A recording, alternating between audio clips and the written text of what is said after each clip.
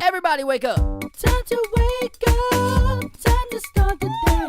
Wake up late with Dougie. He is the only way. Wake up late. Now everybody. Wake up late. Everybody. Wake up late. Wake up late. Wake up. Wake up late with Dougie. Wake up late with Dougie. Wake up late with Dougie. It's time to wake.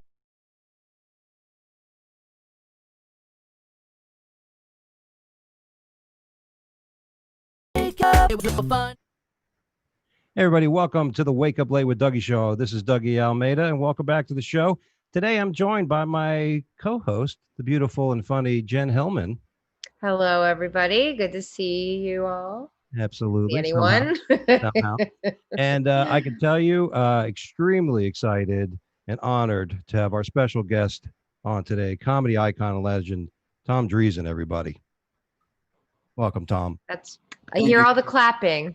Whenever somebody calls you a legend, I always think you become a legend when you've outlived all your critics. They're all dead. You've been around so long that you don't have the critics all die, so you can become a legend. And I almost didn't want to use it because of that, because legend means you're close to the grave, and you are timeless, my friend. You are one of those folks that are timeless. You got great hair. You look great. You're always in shape.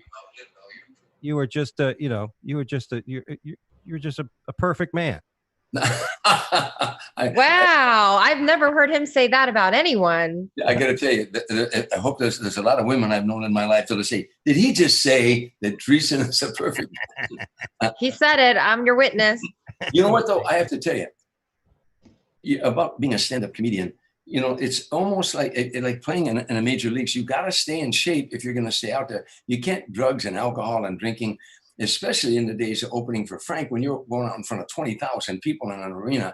You can't go out there with hangovers and bad shape and eating poorly. So it became like I ran marathons. I trained for marathons in my life, but it became like that comedy is the same way.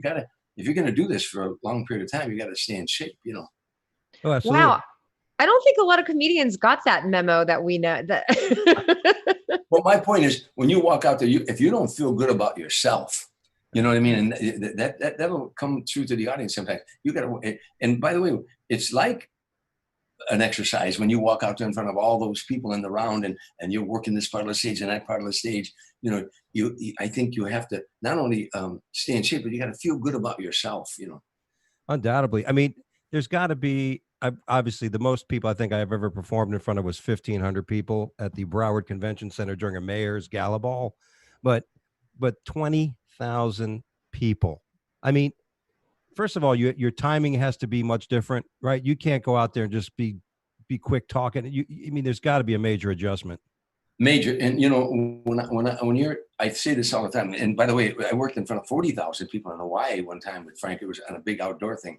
But if I did a 30-minute set tonight at the Laugh Factory, and I did this 30-minute set, and then I took that same 30-minute set, the same material in front of 20,000 people, that same material takes on a totally different dynamic now, because if you dissect comedy, it gets boring. But I always, we set our timing off of their laughter.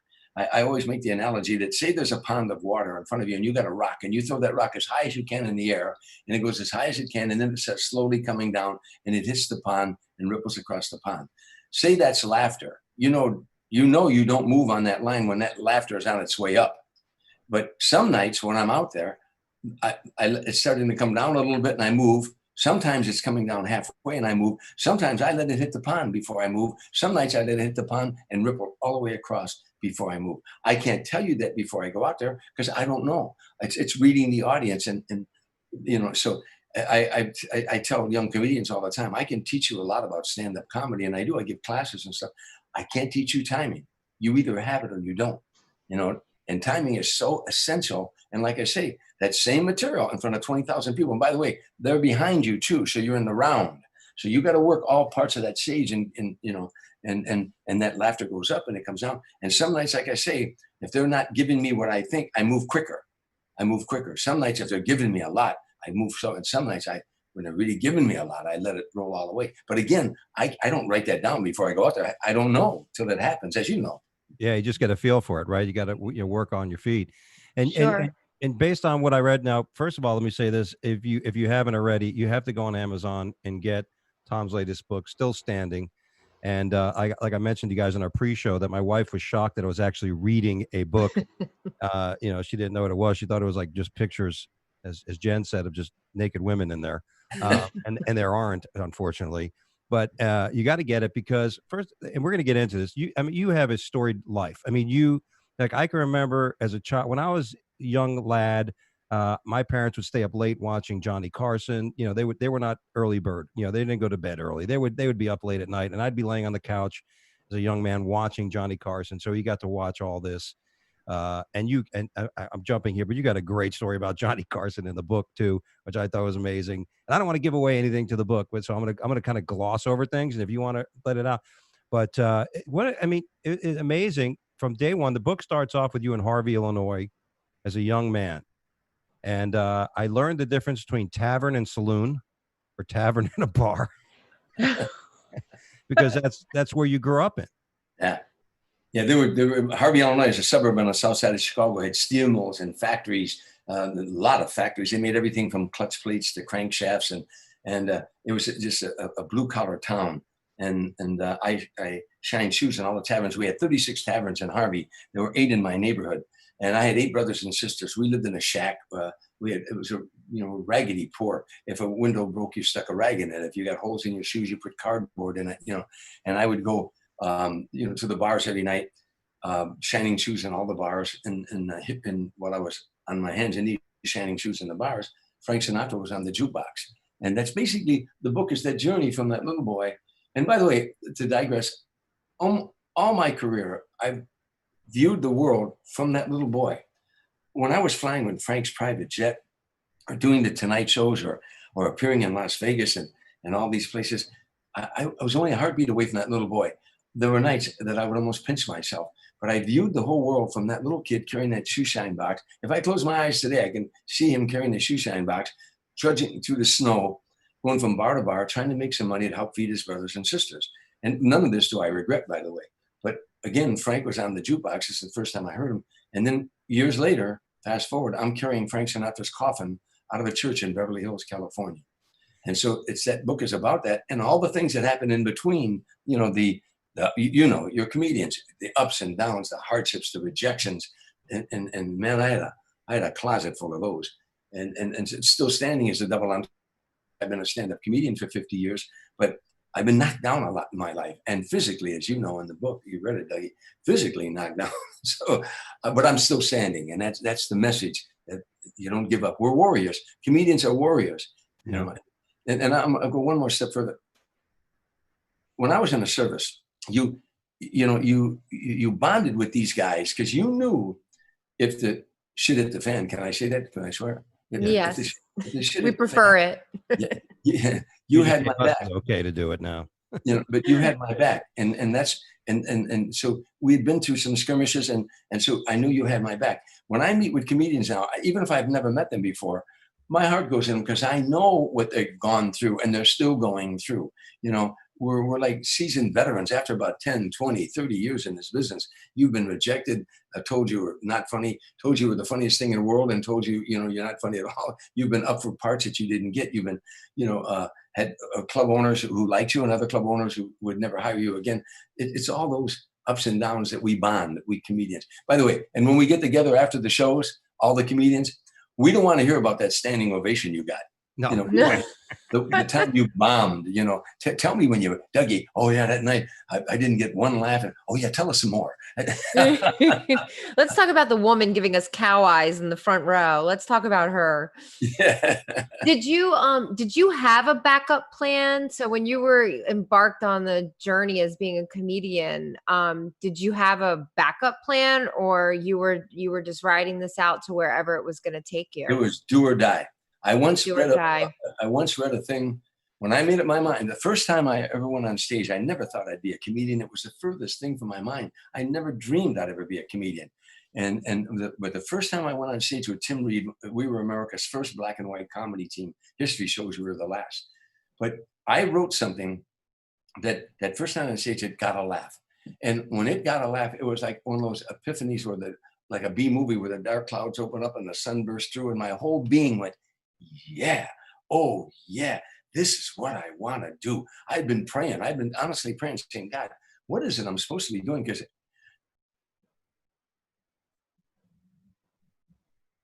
saying I don't belong here, but I didn't know where I belong. So when I got that comedy bug, I knew from that moment nothing was going to stop me. I don't care what happened. And I read a book one time. It was the Greek mythology where this Greek admiral had 2 ships, and he had a total of about 1,200 men in the 2 ships. And the enemy on the island, there was 10,000 of his enemy. And when they embarked on the shores, he told them, look back. He had set fire to both ships. He said, now we have to win. Yeah. And they won. So I burned all the ships behind me, and I said, now I have to win.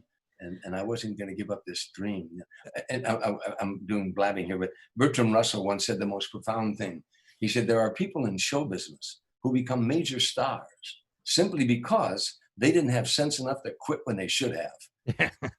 I mean, like you said, it's a rough road. I mean, but that's always the thing that differentiates the successful from those who don't succeed.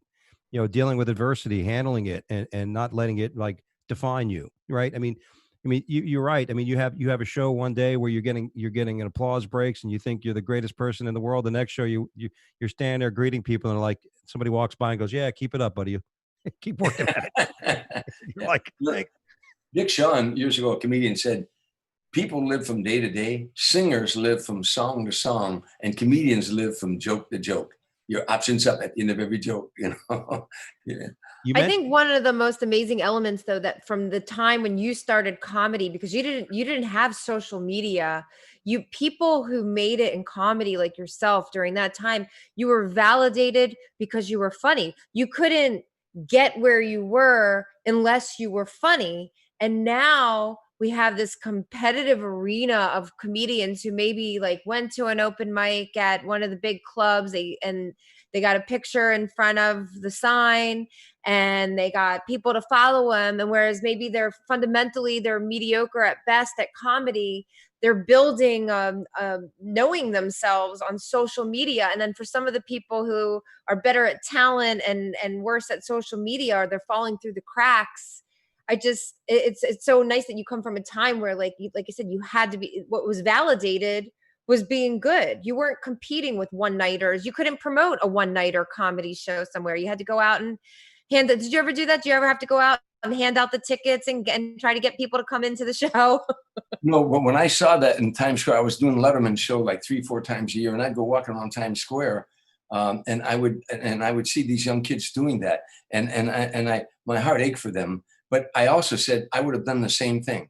I would have done the same thing, you know, if that's what it took to get up on stage, and I would have done the same thing. The difference between today and my year, in 1975, everywhere you went in America, people say, what do you do for a living? You say, I'm a stand-up comedian. The next question out of their mouth was, oh yeah? Have you ever been on Johnny Carson? And if you had been on Johnny Carson in the eyes of America, you just weren't a comedian. So there was a path to, I hate to say stardom, because ever since I toured with Frank Sinatra, if somebody said, oh, you're a star, I'm not a star. I met a star. I travel with the star. But so my point is, but the path to success as a comedian was a Tonight Show. There was a distinct path. One appearance on the Tonight Show, Freddie Prinze got a sitcom the next day. I did one appearance on the Tonight Show. The next day, CBS signed me to a development deal. A guy named Lee Curlin from New York was watching the show that night, and he signed me to a development deal. I was broke on my ass. I had a wife and 3 kids. There was no money coming in, and my rent was $225 a month for a 3-bedroom apartment in Van Nuys, and I couldn't make rent money. And the next day, my whole life changed. They signed me to a development deal. I never stopped working since that first appearance on the Tonight Show. But it was the stamp of approval. And if you did one appearance on the Tonight Show to America, you had arrived, but you hadn't arrived to our industry, till you sat down and talked to Johnny. When Johnny called you over, like say the 3rd time, that's when you had arrived. And 26 million people watched that show in those days. Yeah. You know? And now sorry, Doug, go ahead. Well, what I want to say here is that, you know, in our business, we have haters. I think that's always existed. And, you know, somebody would say, oh, he got lucky, he got on the Tonight Show. But here's the thing, and I'll bring this up. When you talk about your first goal wasn't to get into the well, it would have been the goal, but your first goal was to get to the Comedy Store. Your first goal was to get in an area where you're going to be seen. That was advised to you. Somebody said you're not going to make it big, doing stand up here and there. And then, great story about how your friend let her stay there and you almost beat up her boyfriend staying at the house. But you stay, Yeah. but you lived in a car. I mean, this is dedication. You lived in a car solely for the purpose of getting stage time at the Comedy Store. Yeah. It wasn't my car. It was a Nash Rambler up on blocks. Yeah. And when she threw me out, because her boyfriend thought we were having an affair and we weren't, I mean, and I was trying to tell him that no, she was just being nice to me and let me stay there. And he was one of those insane, crazy, jealous guys. And I kept pleading with the guy, please don't be angry at her. It's not what you think. And then finally, you read the book, finally I lost it and said, okay, now you want to fight? Okay. I've tried to tell you she's a decent person, but you can't accept that because of your sick mind. So let's go out in the alley and I'm going to beat the bejesus out of you. That's one thing a lot of people may not know, that you are a scrapper. You're a tough guy, man. You're not gonna take shit from someone. Well, I'm embarrassed with that because I don't think of myself as a tough guy. I boxed when I was in the Navy, and I grew up in the streets. I don't have a degree from academia, but I got a doctorate from the streets. And where I grew up at, they solved everything by going outside. And every bar, I think those Cubs of yours suck. Yeah, outside, pal. And they'd go out and they'd beat the hell out of each other, But you know what? But also, because I grew up on the streets, I know when you're joking with me, and I know when you're trying to put me down, and I know when you're trying to take advantage of me, of your good nature. So anyhow, that's neither here nor there. But I think that the reason that all of us survive is because in comedy is because, like I said earlier, we're warriors. We are scrappers. Look, stand-up comedy is the highest of highs and the lowest of lows. Sure. When it works, oh man, there's no describing that the material you wrote that day and that laughter that comes back to you. We're artists. We are artists. The most artists who paint, like the painting behind me, sometimes they don't know if their art is approved up till after they're dead. We get instant approval. We write the joke that day, we go on stage that night, it gets a laugh. Bingo. Nothing feels better than that. But when it doesn't work, it's the lowest of lows. We expose ourselves, we're naked. There's no fourth wall like in acting, putting up that fourth wall. We break that fourth wall. And you know what? They don't say, if they see an actor, they'll say, well, I didn't like him in that role. I didn't like Bobby De Niro in that role or something. A singer, they'll say, oh, he's a good singer, but I didn't like that particular song. In comedy, they say, I saw Tom Dreesen. I don't like him. I don't like him. Yeah, I agree. I mean, that is the difference. Even in the music, I don't like you said, I don't like that song. When we take rejection, we're opening up there. The best comedy is when we talk about ourselves and we open this vulnerable thing, and for them to not accept it, I mean, we'd have to be sick. We are. I think there's a sickness in us that is actually addicted to feeling this way. Well, I Carl Reiner once told me many years ago, he said, Tom, you're going to be a stand-up comedian all your life. Show me your pain. They love to see your pain. But I think what he meant was be vulnerable. Comedy writers would say to me sometimes, I want to write comedy. What should I write about if I write for a stand-up? I said, what pisses you off? Yeah. What pisses you off is good comedy, that sort of thing. Yeah, we're I always thought, and Dougie, you and Jen can give me your opinion, but 50 years I've been doing this. 85% of all stand-up comedians that I've met are insecure, neurotic, sometimes psychotic, loved, starved wrecks, absolute wrecks. And the other 15% are gifted, confident people who say, I know how to write a joke and I know how to tell a joke. And I like to think that I'm in the latter, but never trust somebody that tells you they're sane. Yeah. I mean, how true is that? I mean, and because it's devastating, because I've had people bring this up to me, mentors of mine, about the industry, about how bipolar it can be, and that's why you see a lot of folks that that commit suicide in this business, because it's you're opening Pandora's box when you make that many people laugh, when you feel that type of pleasure, when you get that exhilaration, to find it again, you really got to be back. And as a comic, that's what it's all about. It's about getting booked. It's about getting more work. It's about just keep moving on. And I could tell you with this whole pandemic thing going on, it's been brutal when you don't have a show for 2 weeks. It's like, Whoa. 2 weeks. I haven't had a show in 6 months. Oh, We haven't worked in 6 months. All my gigs canceled, you know. But it's hard to describe. I've known 5 stand-up comedians who committed suicide, and another 25 that let drugs and alcohol destroy them. Sure. And these are funny people. Richard Jeni was one of the funniest human beings I ever met in my life. Richard Jeni was the most prolific stand-up comic. I love watching him work. Richard Jeni could like do 30 minutes laugh factory, go outside, sit in the car, and come back with another 30 minutes. His material is just classic, you know, and he killed himself. Robin Williams, Freddie Prinze, of course, Steve Levitin, who we write about in the book, but it's such a, you're walking a tightrope out there every night, you're going out to perfect strangers every night and saying, love me. Now, by the way, once you're established and people come to see you, that's a whole different ballgame. When you walk out and say you sell 250 tickets and they came to see you, now that's fun because they're your audience, But it's when you're new and you're starting out, and every night you're asking strangers, love me. I want you to like me, because they got to like you before they'll laugh at you, so that's why your opening material is, when you're brand new, it's very important to start out telling them about you, where you're from, where, your mom and dad, your brothers and sisters. The first 6 or 8 minutes, you're making them laugh, introducing yourself to them. So when they walk away, they say, gee, wasn't he funny? And he came from Harvey, Illinois, and that's where his accent. He's from the south side of Chicago. And he had 8 brothers and sisters, and, and he went to Catholic school, and he played basketball on an all-black basketball team. You left part of you out there. Later on, when you're established, you can walk out and your first joke could be about the government or the airlines, because they know who you are.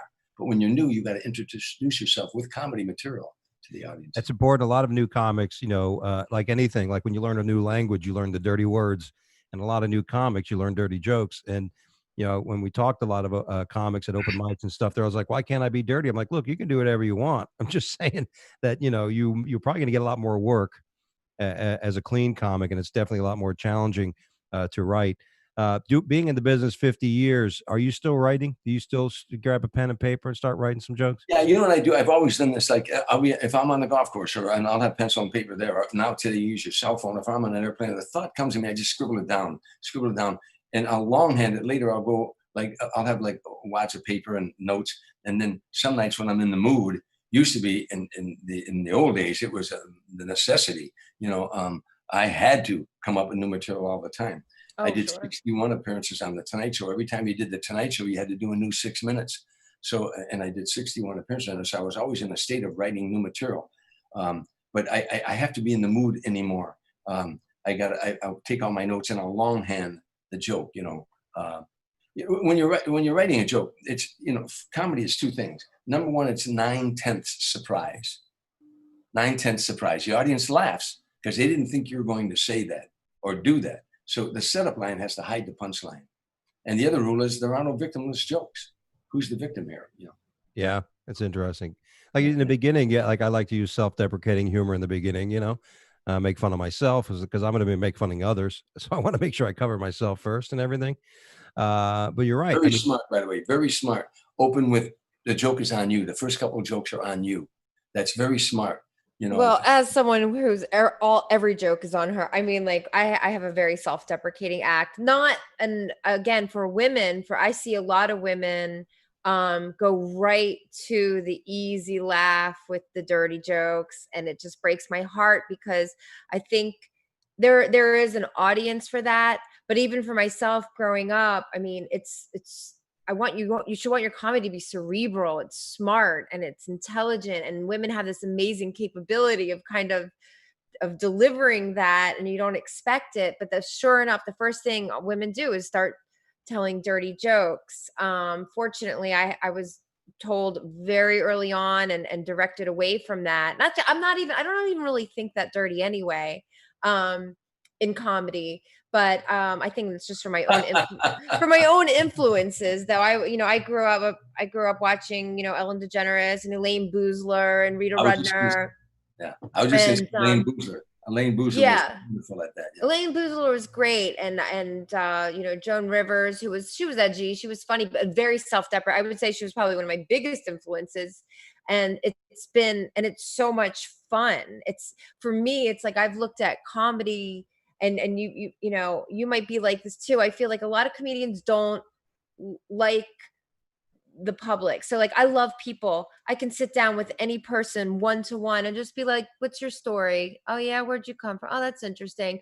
Put me in an airport. I want to blow them all away. I want to." So comedy has been this thing where I can connect with people, but in a public format, and it's driven by what's wrong with me, and it's so much fun. It's so you know, I think self-deprecation is definitely one of the best things that you're talking, and it's original. You can keep it, you know, if you're talking about yourself, it's going to be original. But have you found, you know, in connecting, were you somebody who would like to stay and talk to people after a show, or are you like in the car and back to the hotel? No, you know, I'm like you. I'm a people person. I was a bartender. I had 8 brothers and sisters. I'm a people person. I light up around people. You know, to be honest, I was thinking about the other day. If I'm feeling punky or I'm not feeling real good, you know, if I go out and start talking to somebody, I feel terrific. I'm a people person. I like being around people. You know, I got to tell you something interesting. We were talking about blue material. You know, I tell all the new comedians, if you can, write your first hour clean, and then if you want to go blue, you know, work dirty, that's okay. But I was at the Laugh Factory a while back, and I was upstairs. I was going to try out some new material, and there was 2 young comedians on the other side. They didn't know I was there, and I didn't know they were there.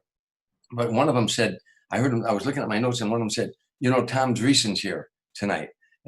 So I perked up, you know. And the other comedian said, "Oh yeah, you know, he's old school." And the other comedian said, "He's old school. What do you mean?" He said, "Well, he doesn't use the F word." The other comedian said, "He doesn't use the F word. What does he use for adjectives?"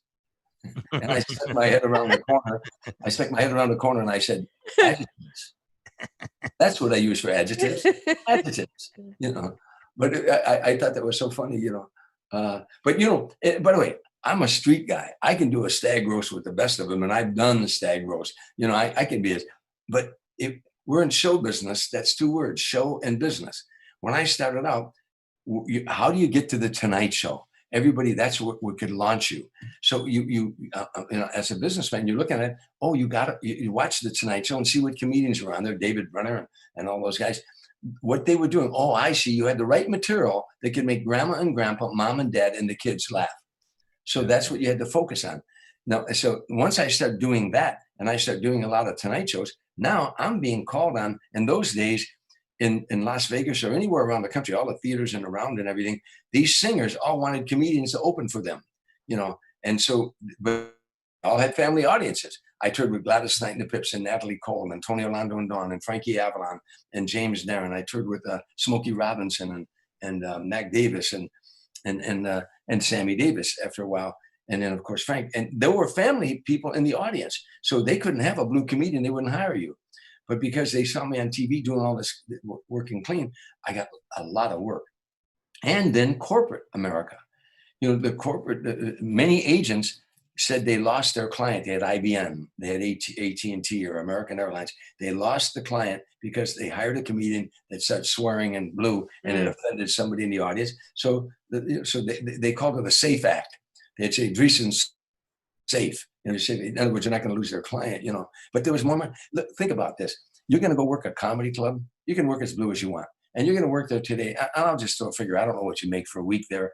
I've never worked comedy clubs like that. But say you make $2,500 or something. I don't know. Say you get $2,500 for Thursday, Friday, Saturday. If you're even, you draw someone. You can go do a corporate date and get $20,000 for 45 minutes. Yeah.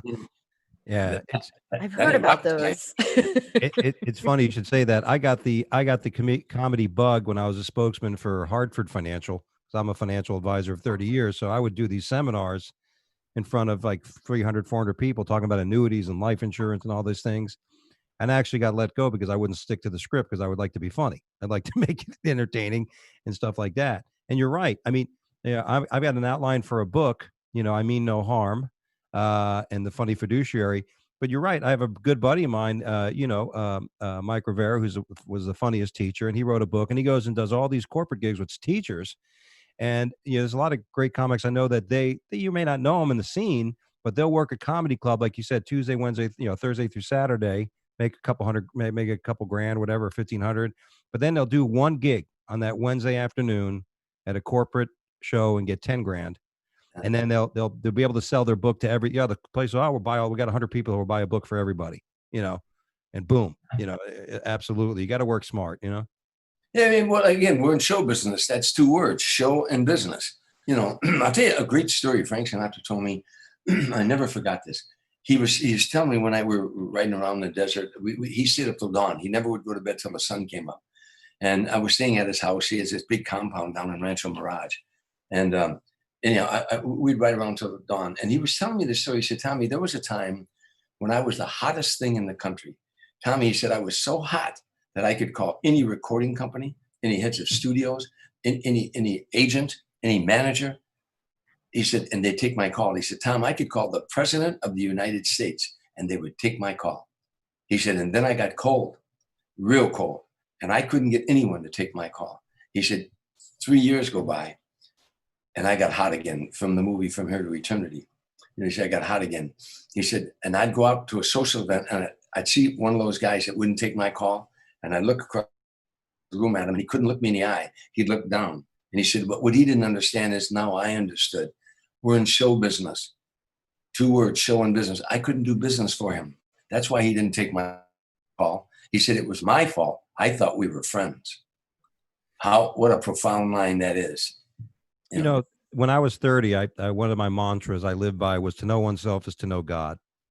And those sayings hit me hard because it really, what it told me was I have to know what I can and can't do. I have to know what I'm capable of, what I'm not capable of, in philosophy, there's a philosophy that says not everybody can walk on the moon.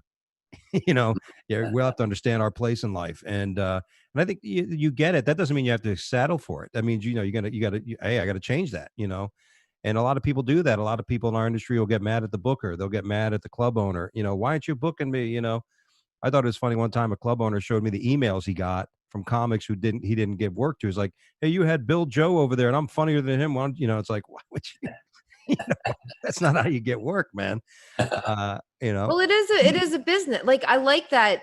I think that gets dismissed. In other words, when we first start off in comedy, they have these bringer shows. They want people who are going to bring people out. You'll get some stage time because you can bring people out.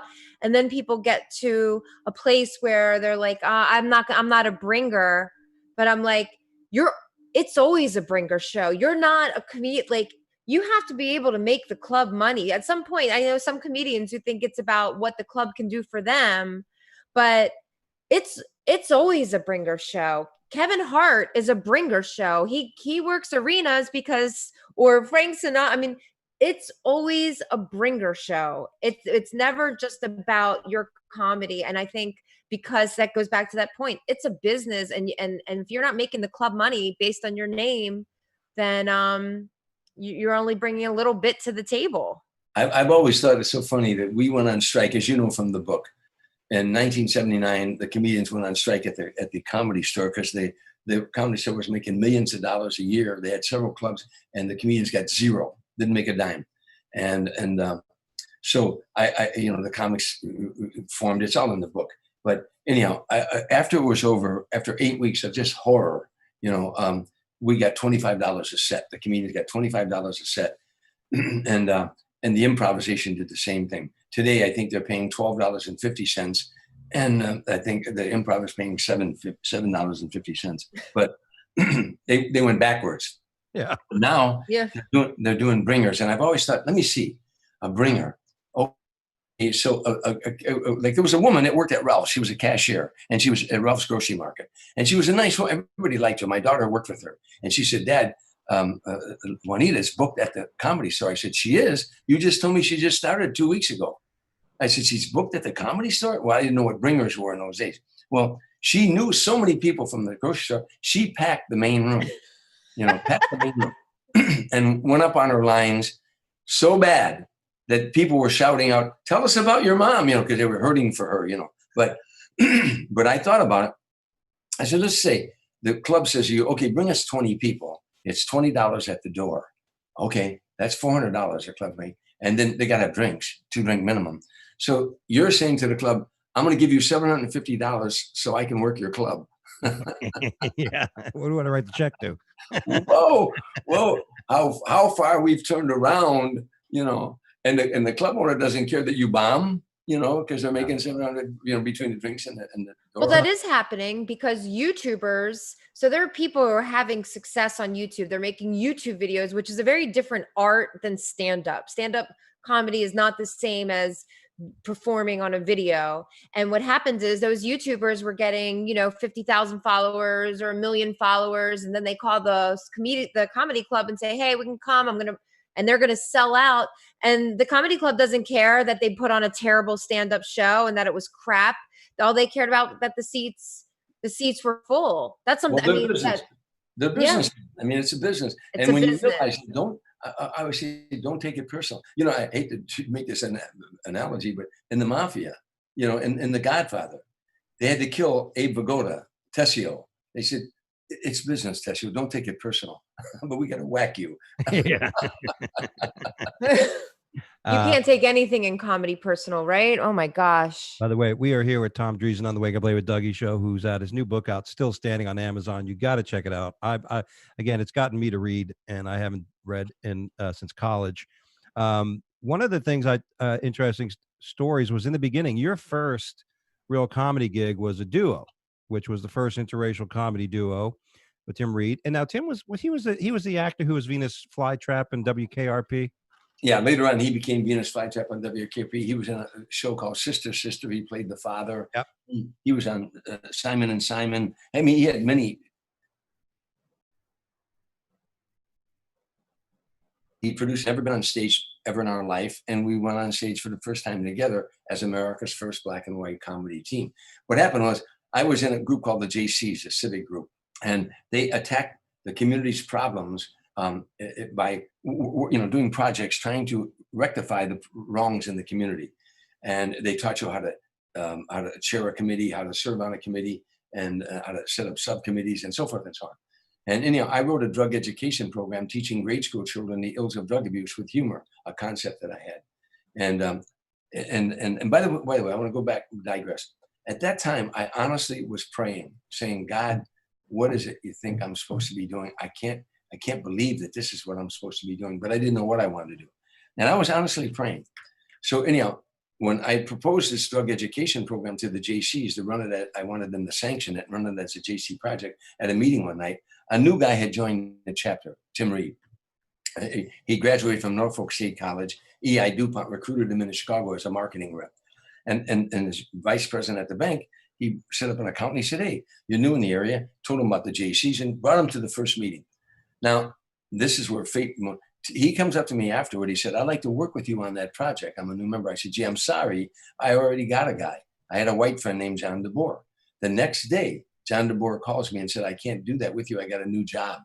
And I said, gee, what was that black guy's name?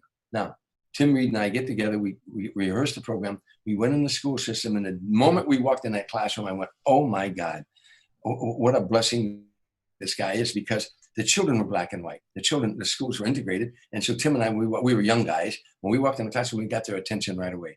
And we would joke off of one another and getting the kids laughing. The program became #1 in 50 states and in 22 foreign countries through JC Publications, that they use it as a model program on how to teach drug education at an elementary school level.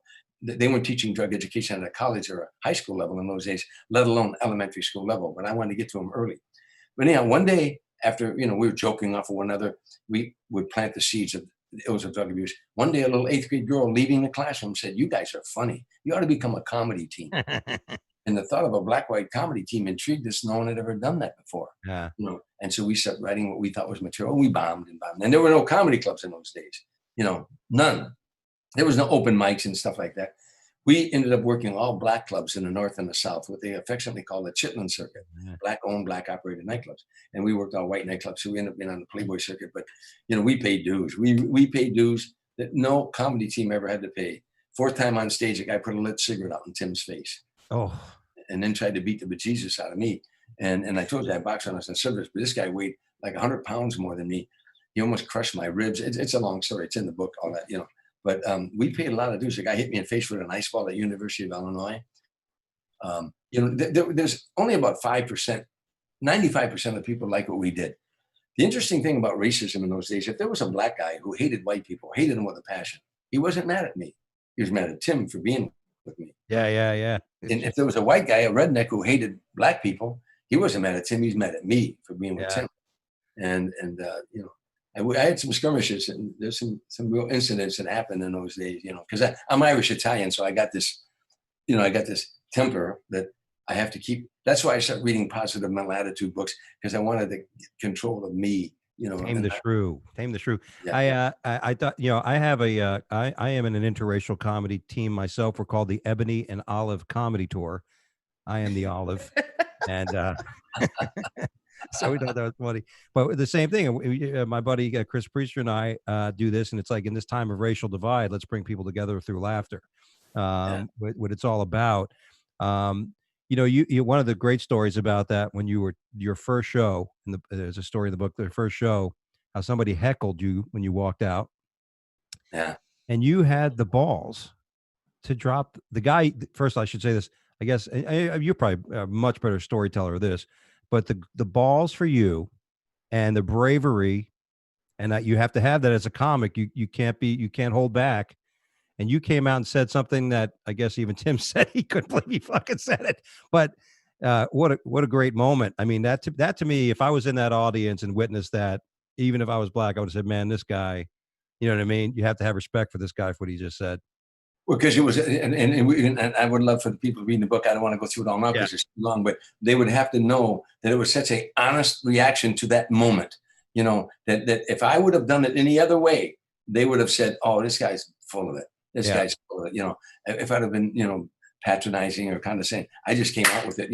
Later I thought, my heart was beating, but it was a great answer for the, but again, it was different times. It's so hard to describe what it was like touring clubs in those days. Think about this. In nightclubs in those days, you opened on a Monday and closed on a Saturday night. When we worked at Chitlin Circuit, there was a Sugar Shack in Boston, the 20 Grand in Detroit. Motown was in Detroit in those days. So all the Motown acts broke the singers broke their acts in before they went to Vegas. They broke them in at the 20 Grand. Now, Tim and I would, in Detroit, we worked Sugar Shack in Boston, the 20 Grand in Detroit, the High Chaparral in Chicago, the Burning Spear. But when you got to the Club Harlem in Atlantic City, that was before they had gambling. That was before the casinos ever there. The Club Harlem was on Kentucky Avenue. Opening nights were always Monday until Saturday. At the Club Harlem, you opened on a Saturday night and closed on the following Friday. Opening night, first show, 10 o'clock at night. Second show, 2 o'clock in the morning. Yeah. Third show, 6 a.m. They called it Sunday morning. They called it the breakfast show. And that show had 1,350 people jam those rooms. They came from all the waiters, the bartenders, and night people all came there, but all the pimps and the hoes from Newark, from Bronx, Queens, Brooklyn, Manhattan, all the pimps brought their ladies down in Cadillacs and Rolls Royces, for a good weekend job. And they snorted cocaine off the table. And it was the rowdiest, but great audience. I can't tell you what it was like to kill that crowd. I bet. The crowd. It was. When I read that part of the story, I could just from again, it was great reading it, because like you said, it's almost like I'm listening to you just tell the story, and it was just great. And I was picturing this audience, because as a comic too, as a white comic, we challenge ourselves by performing in an urban room. You want to make sure, like Jen knows this. I spent the last several years just touring the country, not because I was making a lot of money, especially as an opening act and featuring a lot of different places, but because I wanted to get a grasp of the variety of audiences. I wanted to make sure test my material, and no better way than to test your material. And it was interesting how that was how you got started. And then it became the point for you to do your own thing. I also, I have an album out in front of an all black audience called That White Boy Is Crazy. And I did that. I'm the only comedian ever to do an album in front of an all black audience. And people, you know why? Because I'd go on the Tonight Show and I'd be talking about, I grew up in a black neighborhood. I played basketball on an all black basketball team. I played football on an all black football team. And I'd be doing routines about this. And white people would say, do black people laugh at your material? Do black people laugh at your material? I got so tired of it. I went and did an album. And every time they'd say, do black people laugh at your material? I'd whip it out and say, give me $12.99. Here's a CD. You can go home and find out for yourself, But whenever people would say to me, were you afraid, or your all black audience, weren't you afraid? I always say, what color is laughter? Yeah. What color is Uh, laughter? It No, I makes grew no up in sense. Baltimore. I grew up in I was born and raised in Baltimore, so I find that is how you connect with an audience, by just not thinking anything of it. Some people get intimidated going into a black room, but I've grew up around black people. Best thing that ever Well, happened to me.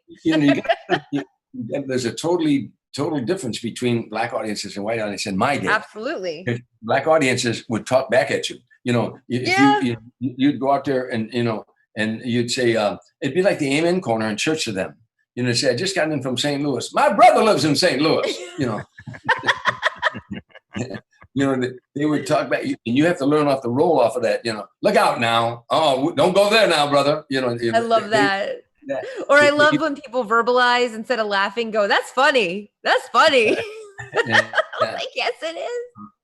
I know. I do a whole routine about that too. You know, about black audiences and white audiences. Is You were how they react. you were in some movies as well. Spaceballs, one of the funniest movies I've known. Great Mel Brooks. Mel Brooks. I was about to say Mel Gibson. That's a different person entirely. The WKRP in Cincinnati did a role in there, which was what a great TV show that was. I remember seeing that. And yeah, I guess you played the role of a comedian on Man in the Moon, the movie regarding Andy Kaufman. I did myself. Yeah, and did you because he wasn't Andy around that time when you? Yeah. I met Andy. Elaine Boozer called me from New York one time, and she said, "Tom, my friend Andy Kaufman, he was new then, is coming out to the West Coast. Will you befriend him? Because he's real shy. He's real painful. He's painfully shy. And would you, include him, like if you're going to Cantors, like we do?" And so I did. I tried. Andy, he was out in left field though. I remember one time he was on a show called Days.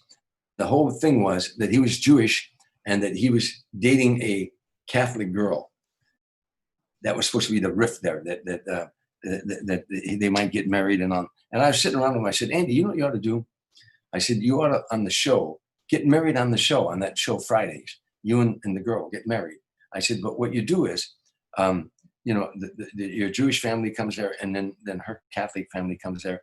And, when they get to the point where, like, is there anyone here that doesn't want to see this marriage? Speak now or forever hold your peace. And I said, maybe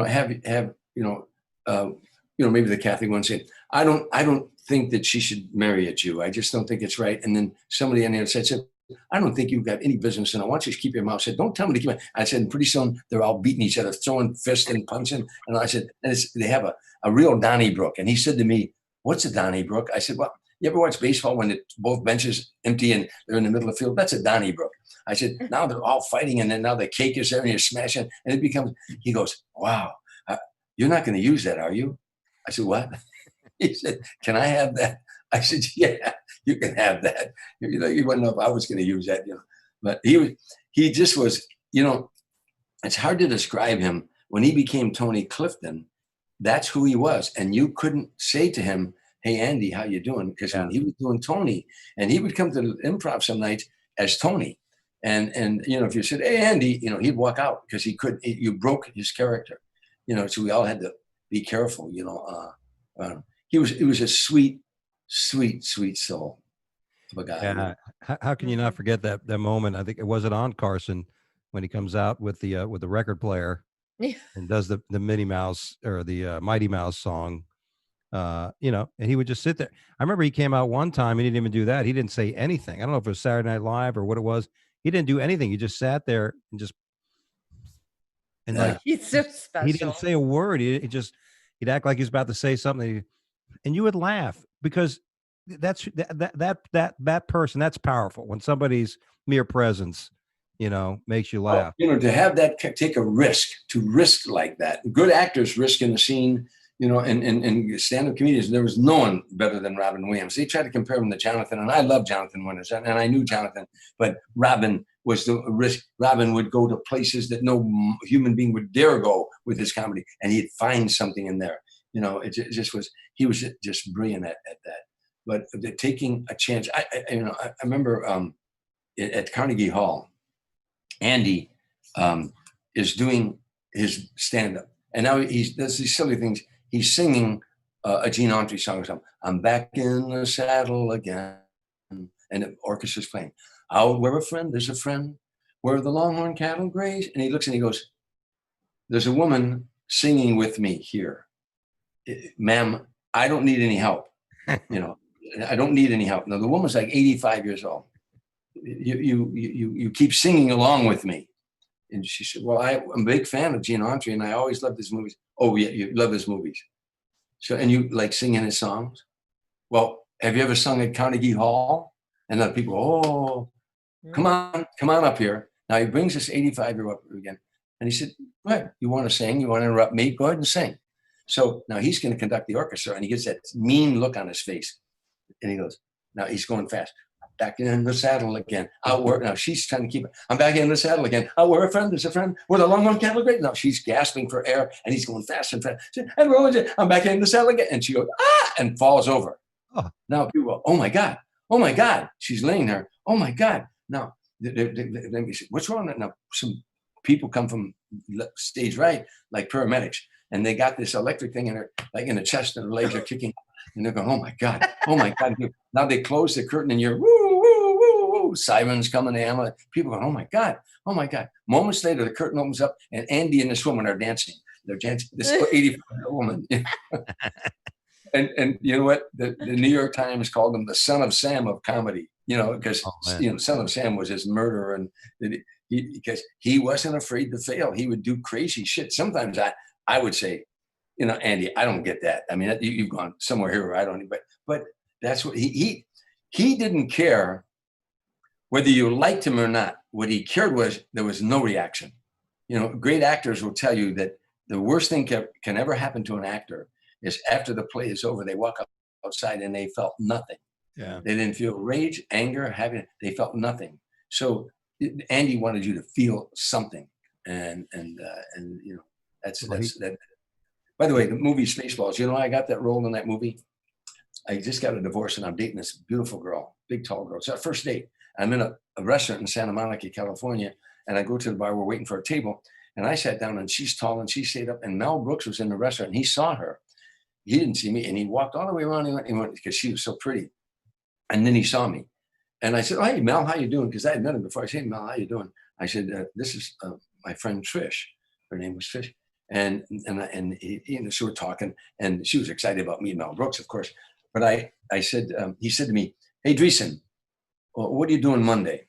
This was on a weekend. I said, what do you want me to do Monday? Yeah. He said, well, I got a movie. I said, I'll do it. He said, wait a minute. I didn't even explain it to you. I said, I don't care. I'll do it. He said, it's a small part. A small part. I said, I don't care. I'll do it. Are you kidding me? I'll do it. Anyhow, it was filming 2 days. And as you know, they killed me with a can of shaving cream in the movie. Yes. But what happened in that movie, they had set the shaving cream like on a ledge, and it was supposed to be shaving cream. It's whipped cream. You know, the lead, and I forgot his name. He comes in, and I'm a guard, and I go, wait a minute, you're not so and so, and I'm hollering at him, and I'm going, guards, and he takes his ring, draws the shaving cream to himself, and he sprays it in my mouth, and I die. But it's whipped cream, but it's set in the window, and it's sour. When he hit me with that, I hit the floor and they're still rolling camera and I'm about to die. And I'm laying and when Mel went cut, I bolted for the bathroom. I got my head in the toilet. You know? Mel came in there. Mel said, hey, Dreesen, you already thought I was nervous about the scene or something. I said, Mel, what the F was in that can? And he went, oh, geez. He said, it's sour. You know, we had to do the scene a couple more times. I have to tell you, I was really, you know, I got to, you know, sitting around with Mel Brooks and Carl Reiner, they tell stories that are just beyond funny. But many years ago, I played poker with Larry Gelbart. You remember who Larry Gelbart was? He wrote the movie Tootsie, and he wrote the movie. He wrote MASH. Larry Gelbart also was on the Show of Shows years ago. The writers were Woody Allen, Neil Simon, Carl Reiner, Larry Gelbart, Mel Brooks. That's what the writers were on that show, the Sid Caesar show. But anyhow, Larry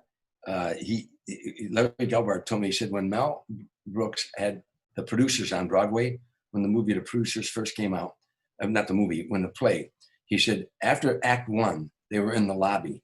And he said, a guy came out after Act One. He walked right up to Mel Brooks and he said, I don't like this play. I think this play stinks. He said, because you're glorifying Adolf Hitler. And I can't handle that. He said, I'm a World War II veteran. And Mel Brooks said, I was in World War II. I never saw you. Oh my God. Are you from Jersey? I'm from Jersey. I don't remember you from Jersey. I mean, yeah, if Mel Brooks says, what are you doing tomorrow? Whatever you want. I mean, come on. I mean, you know what I mean? Oh, yeah. That's amazing. Funniest Blazing Saddles still to this day, timeless. Although you couldn't do half that stuff from Blazing Saddles, can you, anymore? No, you sure can't. That brings up a good point. You can do whatever you want to do. We have the First Amendment. What really pisses me off, the cancel culture and politically correct, just piss me off to no end. You know what I say to me whenever they say, well, you can't say that. I said, well, go tell Dave Chappelle that. He's my hero. Go tell Dave Chappelle that. Tell Dave Chappelle, to a minority, that he can't do that, and he'll tell you where you can stick it, where the sun doesn't shine. You'd come to me, but you won't go to him. Because he'll tell you that, because first of all, when you put a comedian in a box, they're no longer a comedian. Look at my hands. If I say, by the way, Jen, go on stage and don't say this and don't say that. And by the way, don't say this and don't say that. And I just put you in a box. And once I put you in a box, you're no longer a stand-up comedian. And they're doing that. I mean, and the audiences are doing that to us. That's what I don't get. I'm like, you came to a comedy show. You came here to see comedy. I mean, the audiences are putting us in a box. Yeah. Well, they're coming out of these colleges where they're telling them, they're telling them that you can't see this. I always tell them, when they can control what you say, look out, because the next step is they're going to control what you think. They're going to go there. That's socialism. That's socialism, and socialism leads to communism, and communism leads to, we'll tell you what to think. We'll tell you what you do every day. And when you stifle the stand-up comedian, Lenny Bruce went to jail for that. When you stifle a stand-up comedian, if they ever stifle Dave Chappelle, it's all over in stand-up comedy. Boy, he came out with his last special, and he just threw political correctness right. He punched it right in the face, with the things he said, in that special, which you got to be able to do that. Like you said, you can say these things, but you can't do it like, when you're at that Club Harlem. If you're going to say it, you have to do it. You can't hold back. I got some advice from a comic this weekend I work with, because I tell a joke. It's a reference to wet vac and the wordplay with wet vac and wetback. And he says, no, man, don't sugarcoat it. You come out and say what you want, because unless you mean if you mean harm, then you're going to be a little reluctant. You're going to sugarcoat it. But if you come out and just say it and it's funny, then people will guess it is funny, and it's not your personal belief. You know what Will Rogers said about that? Will Rogers said, if there's no malice in your heart, there's no malice in your jokes. I think that's his, That says it all. Yeah. You mentioned Robin Williams, and I just had a conversation with somebody here. It was weird because I had a conversation a day or two after reading in the book your story about him. But he was known as a joke thief.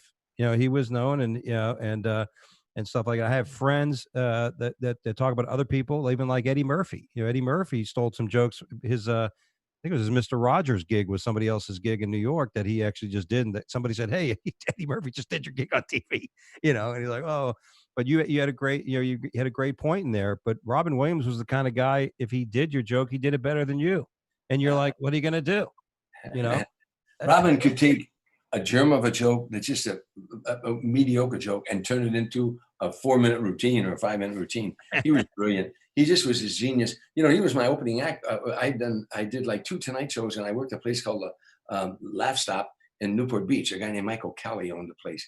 And I was a headliner, and my opening acts were Roger and Roger, a comedy team, Willie Tyler and Lester, a black guy with a puppet. Yeah. Remember him. And then a new kid named Robin Williams. And when I got there, I said to the guy, Robin Williams, what does she do? He said, no, it's not a girl, it's a guy. And he's from San Francisco. I said, oh, no kidding. And he did 15 minutes. He was the opening act. I looked at him and I went, oh my God, what planet did this guy come from? Unbelievable. We were friends ever since. I love Robin. He was the sweetest, kindest gentleman you ever met in your life. I never heard him say a bad word about anybody. He was tortured though. His genius tortured him, Mm-hmm. and he got into cocaine for a while, and then he got off of that, and he just was tortured. I mean, you look at some of his films. I mean, this guy was brilliant, absolutely brilliant. No one And thought he can act like. I mean, his acting, and that to me is always just amazing when somebody could be that multifaceted. Had be funny and then be an actor and then sing. And I mean, just that kind of stuff is awing. When you see that.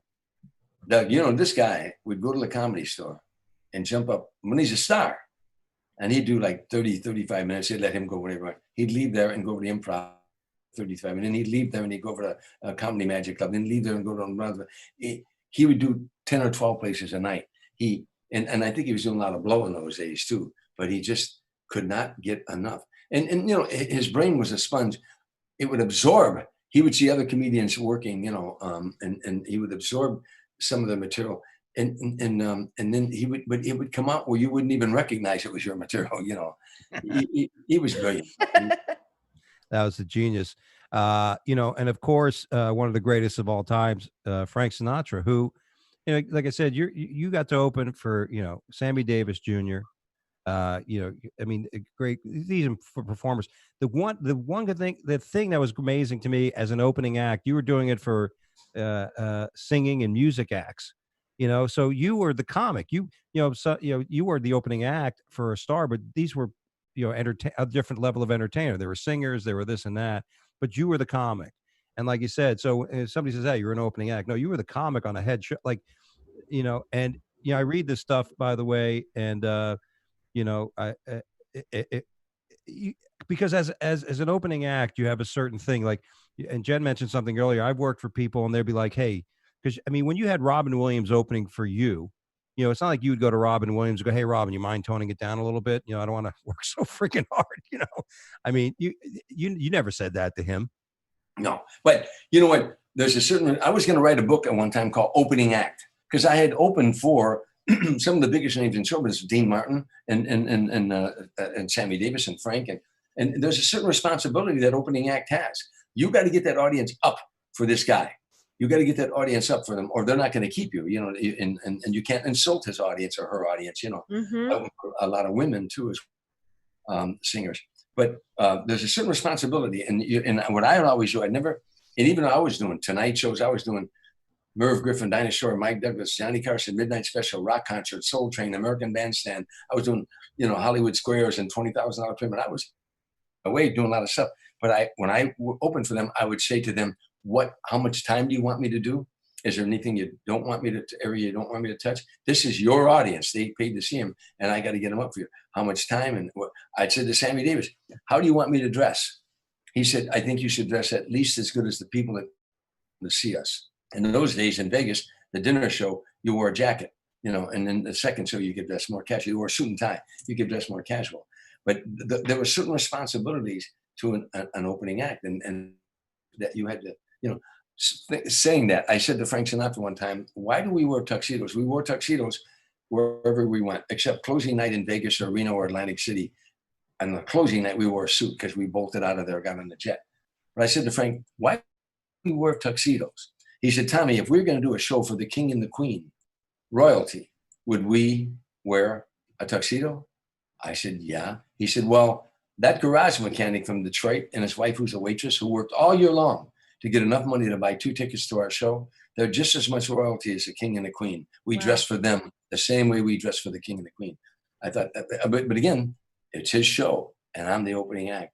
You got to get it. I want to tell you something interesting. I'll say to you, Jen, or you, Dougie, this is what it was like opening for Frank Sinatra. Now, before I opened for Frank, I opened for Sammy in front of 3,500 people, and in the round and stuff like that, but 20,000. The first place we went was Nassau Coliseum. So I'd say to you, it's 5 minutes before you go on. Now you're in the round, you're in the center of a big arena. I'd say, Jen, listen, I want you to go out there, and for the next 45 minutes, there's 20,000 people out there.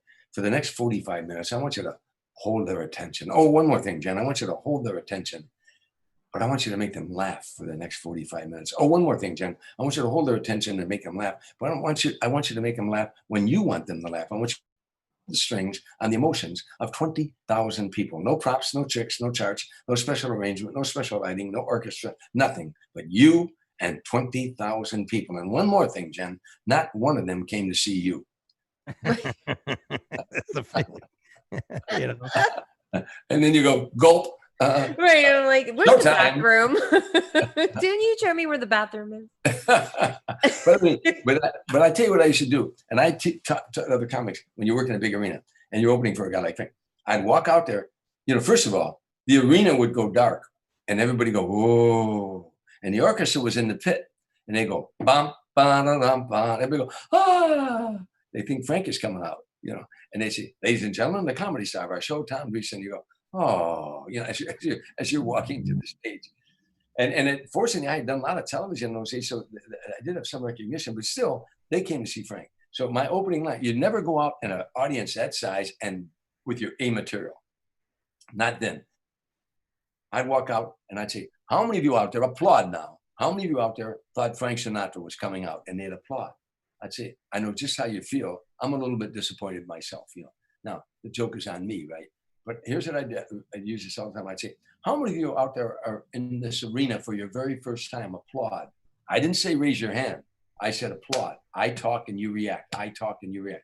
I'd say, how many of you out there are in this arena for your very first time? Applaud. And they'd applaud. I'd say, how many of you out there are seeing Frank Sinatra live your very first time? Applaud. And they'd applaud. Say, how many of you out there aren't wearing any underwear? Applaud. And they'd applaud. I'm throwing away this material because I talk and you react. I talk and you react. I'm in the round, so I'm going all over. When you work arena with 20,000 people, about 3,000 are trying to find their seats at the same time when you're going out. So all of that was to get their attention. I talk, you react. Notice I didn't say raise your hand. I said applaud. So then after I do a couple jokes, local jokes about the local area that I'd write, that night. And before I come in there, if I could find out some stuff about the area. So and then I went into my A material. Now I got them. The focus is on me up here. But it's a task because, again, they didn't come to see you, How long would that generally take? I mean, you're doing 45 minutes then, and so how long would it take for you to do that? To at least They take about 5 minutes. I mean, because you had a boom, bang, boom, bang. You're drawing their attention to you, and you're telling them, I talk and you react. I'd go this side of the arena and that side of the arena and behind me. And I'd talk to those people up there, applaud. Again, I talk and you react. I'm bringing the focus to me because otherwise they're all over the place, That's amazing. You said that many people, that there's still 3,000 people meandering through this place. Oh God! Of course, the traffic, like you're in New York or Chicago, or traffic, and then parking, and then all the other things that would delay them. But Frank, for about 2 years, Frank got Buddy Rich to go on tour with us, and Buddy would go first. He'd do like 30 minutes. I love that because when I walked out now, Buddy Rich playing for 30, 35 minutes, and he had him, with all that stuff, and then I'd walk out on top. That having Buddy open for you, and he was pissed. He didn't like that at all. He used to say to Frank, "Let the kid go on first. Let the kid," And Frank would say, "No," he said, "I want comedy before me, not music." That's Buddy Rich to this day, as I can remember, out of all the drummers, he's the only drummer I ever saw perform on a Tonight Show. Or you didn't have Neil Peart from Rush, who was a great drummer. You didn't have Stuart Copeland from from the Police. He would show up and just play the drums. Just be the show star with his drums. Well, by the way, I've asked drummers all over the world. I asked Irv Kotler, Frank Sinatra's drummer. I asked all drummers. I'd say, who's the greatest drummer of all? And they'd all say, oh, Tommy. Oh, gee, Tommy. There's drummers here, and then there's Buddy Rich. He said, there's no comparison. He said, Buddy Rich, when he was 18 months old, he was doing licks. It was like a gene he had. He said drummers would go watch Buddy Rich, and he'd be doing something, and they'd look at each other and say, you can't do that. Did you see what he just said? You can't do that. He was head and shoulders above any drummer that ever lived. Yeah, flam a little, trill, trill, trill. I tried drumming once. I was horrible. I couldn't. I've only dated drummers. I've never actually. You date the drummers? I've dated one or two. They say they're the crazy ones. They're the wild ones. Jen took it serious when they said, give the drummer some. By the way, my favorite joke about that at Little Bighorn, John Custer, night before Little Bighorn, he's sitting around with his men around the campfire, and they hear boom, boom, boom, boom, boom, boom, boom. Mm-hmm. And somebody in General Custer said, I don't like the sound of them drums. And an Indian came over the hill and he said, he's not our regular drummer. He's filling in. That's awesome. You know, it had to be one of the things I read too. We're reading the book, working for him. It had, you talk about the stress of a comic, you know, just the pressures of having to make sure you keep your job, and are the crowds happy or are they not happy? But then to work for somebody like Frank Sinatra, you know, and everything that was around there, the competition.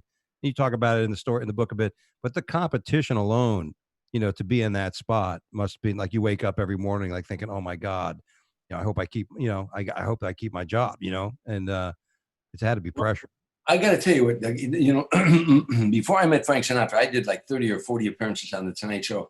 I toured with Sammy and all the, I was doing the Dean Martin roast. And so I was working all the time. When I first met Frank, I thought I was only going to do 1 week with him. I was going to try to get my picture taken with him and hang it in every bar in Chicago, and that'd be it. The second night I was with him, he took me out to dinner, him and his wife. We were working the Golden Nugget in Atlantic City. He took me out to dinner. In the middle of the meal, I can remember like it was yesterday, he set his knife and his fork down and he said, I like your material and I like your style. I'd like you to do a few other dates with me if you're interested. And I didn't say, let me check my calendar. You know, I said, yeah. But now I made up my mind because Frank was volatile. You know, I'm Irish Italian and I'm half Sicilian, and Frank was half Sicilian too. And anyhow, but I knew that I saw him go off on some people every now and then. And I made up my mind that if he ever goes off on me, I'm just going to grab his hand and shake it and say, Frank, it's been great working with you. And I was going to leave because I'm not going to be a whipping boy. As much as I love Frank Sinatra, by the way, and I was a huge fan, I'm not anybody's whipping boy. And I couldn't be that. It would embarrass me if somebody would talk to me condescending. Wow. And I stand up for myself, you know. So, but that day never came. That day never came. He said one time to a guy from the New York Times, the guy said, how come you keep Tom Dreesen with you all these years? He said, you mean besides the fact that he's funny? And the guy said, yeah, besides that fact. And Frank said, well, if I'm a saloon singer, and I am, then Tommy's a saloon comedian. By that, I mean, we're just a couple of neighborhood guys. And I always treasured that remark because that's what I am, and always will be. And so was he. When we were alone in the car late at night, riding around the desert, I was a kid from Harvey, Illinois, and he was a kid from Hoboken. And he wasn't the great Frank Sinatra, even though, you know, the reason I stayed with him all those years, he never knew how much in awe of him I was. I never let him see that side. You know how many times I wanted to say to him, Frank, when you did From Here to Eternity, that one scene, or Frank, when you did The Manchurian Candidate, or Frank, tonight, when you did My Way, whatever song I'm like any other fan. I wanted to say, wow, you kicked them in the ass tonight. But I didn't do that. I said, good crowd tonight. I hate you. Yeah, they came to play tonight. And we changed the subject. I don't know what made me pick up on it, maybe being a bartender all those years, but I picked up on it that he didn't need another fan. He had millions of fans. He needed a pal. A friend, yeah. That's a great lesson for comics because that can happen. You end up working with somebody who you're in awe of, you know, somebody, and you're opening for them, and you don't want to be sitting in the green room like, oh, I you know, like you said, I really loved you in this movie. You know, you want to be a peer. You want to be somebody who's there with them, like you said. And I've worked with comics, and I've had comics show up, and they're just, you know, I remember one time I was working with Ahmed, very funny comic, and the guy, one of the guys we brought along, was talking the guy's ear off, you know, like the whole time at the bar before the show, and I'm just, you know, just hanging out, and then Ahmed says to me after the show, he goes, "Hey man, where are you staying?" I go, "I got to drive back and forth. I don't have a hotel for this gig." He goes, "Well, stay with me at the condo, you know, just come and hang out with me." And I said, "Oh, that's awesome." He goes, "But don't bring that guy. Leave that guy home." So there's a lot of importance of being that, you know, being that's like music bands. You know, they say sometimes some of the greatest musicians don't stay together in a band because they're all great musicians, because they all get along, you know? Yeah. Yeah. Well, you know, the other thing too, when you travel in Frank Sinatra's circle, you know, I'd stay at his home, and he had this beautiful compound that had bungalows all around the outer perimeter. You know, they were called New York, Strangers Tonight, Tender Trap, My Way, named after his songs. But the house gets with Gregory Peck and his wife, Veronique, Kirk Douglas and his wife, Ann, Jack Lemmon and his wife, Felicia, Clint Eastwood and whoever he was dating that night, you know, at that time. It was Angie Dickinson and all these, you know, Admiral Shepard, the first man in space, and on the fifth lunar mission landed on the moon, you know, all these guests. But when you were there, they treated you like a peer. I mean, the first time I went down there, I'm going, these are people I saw in the movies. These are people when I was growing up, that they were these big stars, but they never acted like that. Hollywood is loaded with just spoiled brats who never really worked a day in.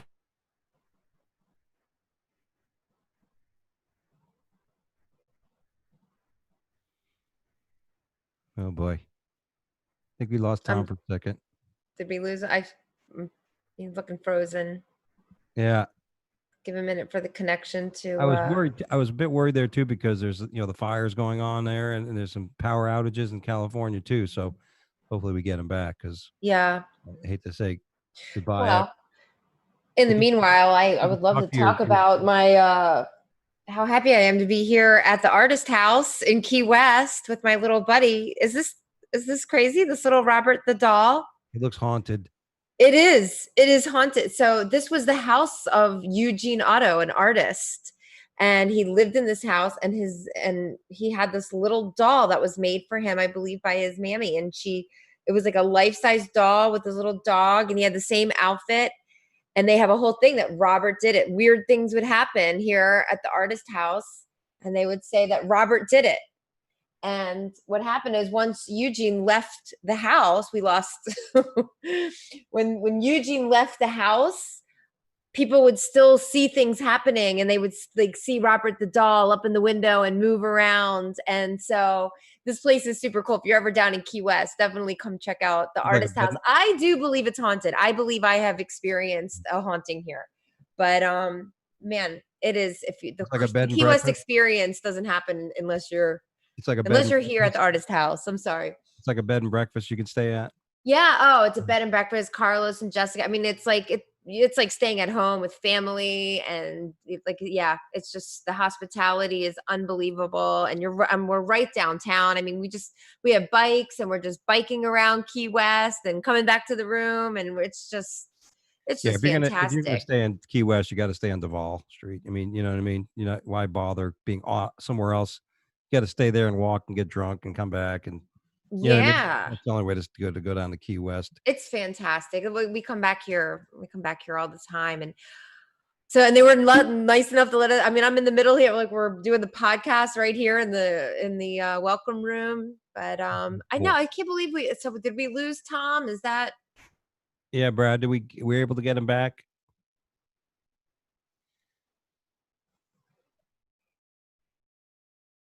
Yeah, we may have lost him but we're over an hour anyway, so it would have been good to say goodbye in a proper way. But listen, I'm going to tell you guys this. Like I said, I have enjoyed reading this book. I got like 2 chapters left, but I mean, there are stories in here I didn't want to give away, but there's just story after story. And if you're a comedian, too, a lot of our comedians listen to the show, watch the show. Just a great book read. 280 something pages, and if you're into entertainment and knowing more about Sinatra and Davis, there's just these little stories. David Letterman wrote the foreword for the book, which is always interesting. And I was going to ask him a couple questions about David Letterman as well, but that's how it works in this modern day society where Zooming in is our way to connect. Yeah. And, that's the way it goes. So, well, we're not going to worry about Joke Right tonight. This is just a different show, and we're right at the 9:20 hour, more or less, here on the Danger Studios. And hey, Jen, this is our first show back together. I know, it's so good to see you. I'm so glad you don't have COVID. Yeah, anymore. And although when I was in Myrtle Beach all week, I was wearing my mask, selling merch and stuff, and oh, by the way, big shout out to Stephen Michael Azares, who was because I always going to screw his name up, because from the Breaking Bad TV show, very funny guy. And great to hang. So like we were in a condo together all week, and it was just great hanging out, bullshitting and stuff and getting to know somebody, and I wasn't doing that. Oh, I loved you in Breaking Bad. Oh, I was trying to keep my cool as well. But nevertheless, but yeah, so hey, by the way, we're gonna have another great show next week. I'm gonna have Vince Cecere, who is an actor, comedian, martial artist, and Dustin Chafin, my buddy from New York, who runs the Greenwich Village Comedy Club, has a new album out. So we'll be back next week with all new shows here on the Wake Up Late with Dougie show. So I'll give a I'm going to give Tom a call after we're done here to say thanks and everything. But get his book on Amazon. It's a great read, great story. Great story, by the way. I'm going to tease it with Johnny Carson, regarding Johnny Carson, Frank Sinatra, and Joey Gallo, the leader of all the mafia in New York. And it was just a story like, oh my, you don't think this shit can happen. And wow, this happened with these people. So just a great story. And Jen, thanks for joining me today. Yeah, thank you so much for having me. It's good to see you. I look forward to catching up. Like I said, I'm going to enjoy the rest of my time here at the Artist House. And then next week, I'll be at Stripes Pub and Grill in Navarre, Florida. So if anybody finds themselves in the Panhandle, come check me out at Stripes. Yeah, and a week from this Saturday, I'll be at Tim Finnegan's in Delray Beach, headlining the David Sadman, who's becoming the comedy, the Ringling Brothers of comedy. I love him. Yeah. So watch for more dates like that. But guys, don't forget to follow us, our show on Twitter at Wake Up Dougie, and our Instagram at Wake Up Dougie Show. Follow me at Dougie Dangerous on Instagram and on Twitter. Jen? Yes, you can follow me on Instagram, Jen Hellman Media, and find me, Jennifer Hellman, on Facebook. And thanks everybody for tuning in tonight. That was a great show. That was a lot of fun. It was really interesting. Yeah, thanks so much for joining us. Big thanks to Tom Dreesen, who was on our show. And again, very surprised he was going to do the show. I was like, so glad we talked, and we messaged back and forth about a couple other things in the past. And he says, I'll do it. I'm like, oh my God, this is great. And I was actually nervous. I'm like, holy shit. We didn't even do the show. We didn't even do our normal show. No, I was no. We'll save those stories for Joke Right next time, by the way. Anyway, guys, thanks again for joining us. God bless. Stay well, and make people laugh today or tomorrow if you have the possibility. All right. See you soon. Thank you, Brad. Everybody wake up. Time to wake up. Time to start the day. Wake up late with Dougie. He is the only way. Wake up late. Now everybody. Wake up late. Everybody. Wake up late. Wake up late. Wake up. Wake up late with Dougie. Wake up late with Dougie. Wake up late with Dougie. It's time to wake up. Wake up late with Dougie. What rhymes with Doug?